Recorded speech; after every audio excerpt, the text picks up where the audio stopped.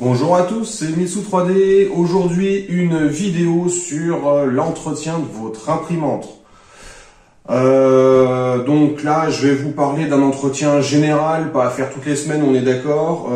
Il y a certains points qui peuvent être repris régulièrement et il y a des points, ça va dépendre d'où vous imprimez. Moi, j'imprime dans une pièce relativement propre. Donc j'ai pas énormément de poussière, j'ai pas de pollution externe, j'imprime quand même pas mal, mais celui qui imprime énormément, qui a son imprimante pas forcément dans un caisson et dans son garage où il vient faire du bois ou je ne sais trop quoi à côté, va falloir la nettoyer très régulièrement si vous voulez pas être emmerdé. La périodicité, c'est à vous de la définir. La première chose à faire, l'imprimante, on la débranche. Si possible, on se met dans un espace de travail où vous avez quand même la place pour la manipuler, pour la coucher, la retourner. Donc la première chose à faire, c'est un nettoyage extérieur de l'imprimante. N'hésitez pas à aller chercher un peu de partout dans les rails où il y a les courroies, un peu de partout.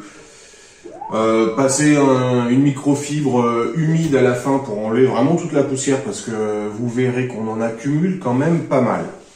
Donc bon, ça c'est la base, le nettoyage, moi je le fais que quand je la dépose réellement et surtout imprimante débranchée. Deuxième chose, je vais vous mettre une photo à faire. Ça va pas, c'est pareil, ça va dépendre aussi de combien vous imprimez, mais au minimum, faites-le une fois par an. Ouvrez les capots de votre alimentation et de votre carte mère. Un coup de soufflette ou un aérosol d'air sec qu'on achète pour les ordinateurs par exemple. C'est-à-dire qu'on passe ça sur les circuits imprimés, vous allez voir, excusez-moi du terme, la merde que vous allez avoir sur vos cartes. Profitez-en pour nettoyer un coton-tige humide, vous nettoyez les pales des ventilos, c'est pareil, il y a énormément de merde qui se dépose sur les pales. Vous remontez tout ça, vous en avez fini pour la partie circuit imprimé de votre imprimante. Derrière, donc vous avez fait le nettoyage intérieur plus les ventilos. En troisième point, un contrôle du châssis, une imprimante, il y a des mouvements, il y a des vibrations, il y a des répercussions de force en permanence sur chaque mouvement qui font que les vis peuvent se desserrer. Donc avant d'aller plus loin dans l'entretien et contrôle réglage de votre imprimante, il faut vérifier que votre châssis ne bouge pas. Déjà, en le triturant un peu à la main, le but c'est pas de le casser, mais de voir si vous avez du jeu quelque part. Deuxièmement, tous les points d'accouplement entre votre châssis lui-même, vérifiez le serrage. C'est pas la peine d'y aller comme une brute. Vous mettez vos clés un petit coup, vous vérifiez juste que ce soit serré. Il n'y a pas besoin de mettre un tour, il n'y a pas besoin de mettre un quart de tour. C'est juste vérifier qu'on a de la tension dans la vis. Si vous voyez que ça part tout de suite, là vous finissez le serrage comme vous l'avez fait à machine neuve. Donc ça, c'est important. La vis sans fin, donc la vis usette, que vous en ayez une ou que vous en ayez deux, c'est à nettoyer régulièrement. Une fois de plus, il n'y a pas de règle, ça va dépendre où votre machine est stockée et comment vous l'entretenez, on va dire en temps réel. Moi, je la graisse très peu, mais je lui passe un coup de chiffon sec très régulièrement. Il y en a qui vont vous dire faut y graisser beaucoup, mais si vous y graissez beaucoup, comme dans l'industrie, les merdes, elles se collent dessus. Et le risque c'est d'avoir un point dur et donc du coup des bourrelets sur vos pièces, le défaut typique d'un défaut en Z. Moi ce que je fais, l'accouplement élastique, vous le desserrez, à la main vous sortez votre vis. Moi j'ai des produits du boulot, mais sinon vous utilisez un dégraissant standard ou même du liquide vaisselle, vous passez ça dans votre évier, juste utilisez une microfibre ou quelque chose adapté uniquement à nettoyer ça parce que dessus il va y avoir de la graisse, il va y avoir des produits. Derrière un petit coup d'alcool histoire de bien dégraisser, vous la remontez, vous resserrez. Pensez à mettre un petit coup de coton-tige dans la noix de guidage. C'est pareil, c'est un endroit où il y a du jeu, c'est normal, mais le jeu permet à la merde de rentrer. Derrière, si vous voulez faire un petit graissage pinceau ou un petit bout de cure-dent, vous mettez un petit peu de graisse de chaque côté de la noix, vous faites quelques allers-retours. Il n'y a vraiment pas besoin d'en mettre beaucoup. Plus vous en mettez et plus vous avez des risques d'attraper des merdes dessus. Donc ça, c'était pour la partie vis sans fin. Si vous en avez deux, bah, c'est exactement la même chose, vous refaites l'autre. La partie excentrique et des roues. Donc ça, c'est le point numéro 5 à vérifier. Premièrement, nettoyage. Je vais vous mettre en photo. Là, mon imprimante, ça fait un moment que je ne l'ai pas nettoyée. Elle est dégueulasse. On a toute l'usure et qui se dépose sur les roues à force de leur déplacement. C'est normal. Mais au bout d'un moment, il faut quand même le nettoyer. Donc, vous nettoyez les rails, vous nettoyez les roues. Moi, c'est pareil. Ce qui est accessible, petit bout de chiffon, petit bout de sopalin, petit bout de coton-tige humide, ça marche relativement bien parce que ça passe un peu de partout. Donc les excentriques, c'est quoi? Sur chaque ensemble de guidage, donc vous en avez un ici, un sur la tête et deux sous le chariot. Sur chaque ensemble, vous avez un excentrique de guidage. Attention, maquette du 21e siècle, un excentrique, c'est quoi? C'est tout simplement une molette avec un axe qui n'est pas au centre de la roue, qui fait que quand vous serrez la roue, elle vient se déplacer contre le cadre et permet de régler un jeu. Vous avez vu comme ça, high-tech? Un cure-dent, un bout de carton. Bon, c'était juste pour expliquer. Donc par exemple, si je prends sur mon direct drive, les deux roues du dessus, on voit deux entretoises qui sont lisses, donc qui ne sont pas des excentriques, et celle du dessous a une empreinte hexagonale qui vous permet tout simplement de passer la clé pour régler ce jeu. Un excentrique, voilà, vous pouvez le voir, je ne sais pas si vous voyez bien mon cure-dent, il est ici. Le jeu maxi se règle sur 180 degrés. Vous voyez, je suis là, je fais 180 degrés, là j'ai mon jeu maxi. Si je continue, je le rediminue. Pas besoin de faire 3 tours. C'est un demi-tour, vous êtes allé de 0 à 100% du réglage.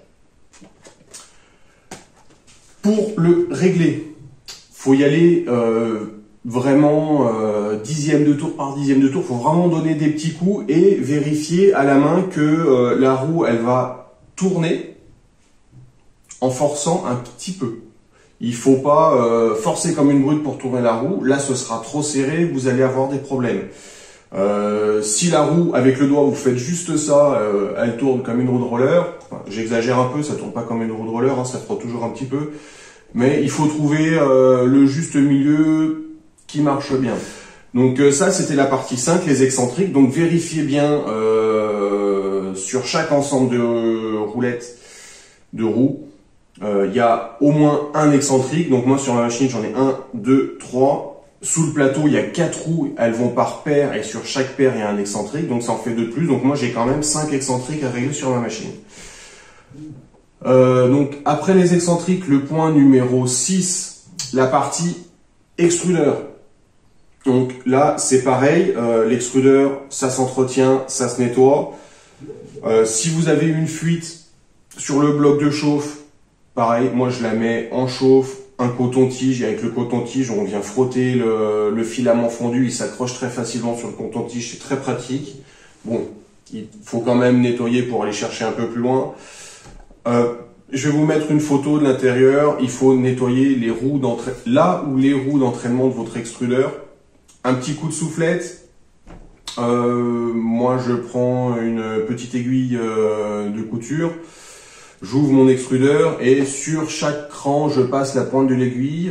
Dès que vous avez un petit blocage ou quoi que ce soit, ou même à force d'utiliser votre imprimante, il y a des morceaux de filament qui vont se mettre dans vos roues. Surtout les doubles entraînements où les crans sont très fins et on va dire assez coupants par rapport à une roue crantée de l'extrudeur d'origine qui entraîne mais on va dire coupe pas. C'est à nettoyer régulièrement. Si vous ne le faites pas, au bout d'un moment, votre extrudeur, les roues vont glisser sur le filament et vous allez chercher un moment pour d'où ça vient. Une fois que vous avez fini de nettoyer cette roue crantée, pareil, un petit coup de soufflette. Vous en remettez un petit coup de partout parce que vous avez déjà nettoyé votre imprimante, mais pour faire le reste des réglages, il faut quand même faire un coup de nettoyage au début et juste rebalayer un petit coup de soufflette au fur et à mesure.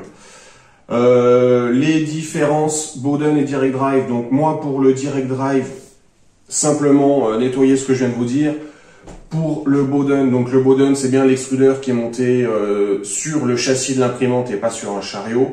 Vous avez votre tube PTFE, vérifiez l'état de votre tube, mettez un coup en chauffe, démontez-le, respectez bien la procédure, regardez mes vidéos sur le changement de buse ou PTFE si vous ne savez pas comment on fait.